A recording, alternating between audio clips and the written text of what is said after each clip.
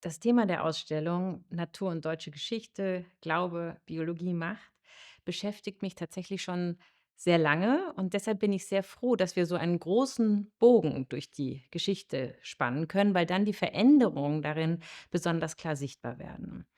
Wir enden ja in den 1970er Jahren in einer Zeit, in der Umweltschutz zum politischen Thema wird, natürlich auch mit den großen Protestbewegungen. Wir erzählen vor allen Dingen die Anti-Atomkraftbewegung in Wiel am Kaiserstuhl. Aber wir beginnen 800 Jahre früher im Mittelalter bei Hildegard von Bingen im 12. Jahrhundert. Hildegard von Bingen beschäftigt sich mit einem Begriff, der heißt Grünheit oder Grünkraft, lateinisch Viriditas. Und diese Grünkraft ist eine göttliche Kraft nach Hildegard von Bingen, eine Schöpfungskraft. Und diese Kraft kann gedeihen oder auch versiegen. Und Hildegard von Bingen will wissen, warum das so ist. Und damit fangen wir an. Natur ist im Deutschen ein Fremdwort, das aus dem Lateinischen kommt. Und im Mittelalter ist es noch gar nicht viel im Gebrauch. Das wird sich ändern und auch das erzählen wir. Natur wird zu einem sehr häufig gebrauchten Begriff aufsteigen und einem sehr politischen Begriff. Das würde ich sagen, ist bis heute so.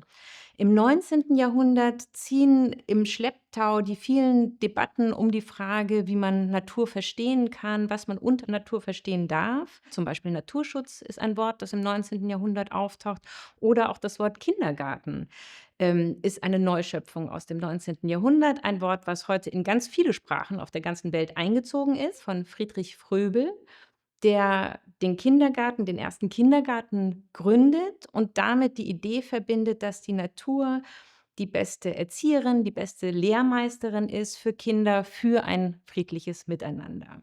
Und diese Idee ist im 19. Jahrhundert so kontrovers, dass Preußen ein Kindergartenverbot erlässt, 1851. Und da bildet sich dann wieder eine Gegenbewegung, angeführt hier in Berlin zum Beispiel von Lina Morgenstern. Eine Gegenbewegung, die sich für den Kindergarten einsetzt, sehr erfolgreich auch. Am Ende wird sich diese Bewegung durchsetzen und auch das zeigen wir in der Ausstellung. Jede Zeit macht sich eine andere Vorstellung davon, was als Natur gilt, was als natürlich gilt. Und diese Vorstellungen schlagen sich nieder in Gemälden, in Büchern, in Texten, in Modellen, in Globen, in Karten und später auch in Filmen oder Fotografien. Und diese verschiedenen Objekte tragen wir in der Ausstellung zusammen und versuchen ganz bestimmte Schlaglichter auf Momente zu werfen, in denen sich der Naturbegriff besonders wandelt oder auf besondere Weise geprägt wird. Und diese einzelnen Stationen, diese Geschichten, die leiten wir immer ein mit einem Tier oder einer Pflanze. Das bildet immer den Einstieg und damit erklärt sich auch das Motiv, was auf unserem Plakat abgebildet ist, nämlich ein Wolf. Mit diesem Wolf, der als Präparat auch in der Ausstellung zu sehen ist, leiten wir ins 17. Jahrhundert ein. Der Dreißigjährige Krieg kostet vielen Menschen das Leben. Sie sterben im Krieg oder sie sterben an den Folgen des Krieges.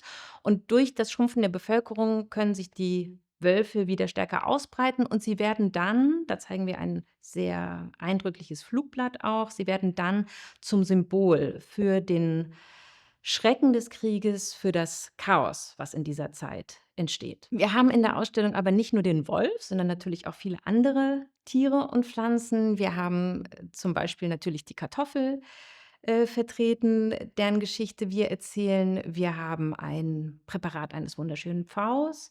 Wir haben einen Beluga-Wal, den Schädel eines Beluga-Wals, weil sich ein Beluga-Wal tatsächlich im 20. Jahrhundert in den Rhein verirrt. Und wir haben auch ganz kleine Meeresbewohner, nämlich ein Strahlentierchen, das mikroskopisch klein ist.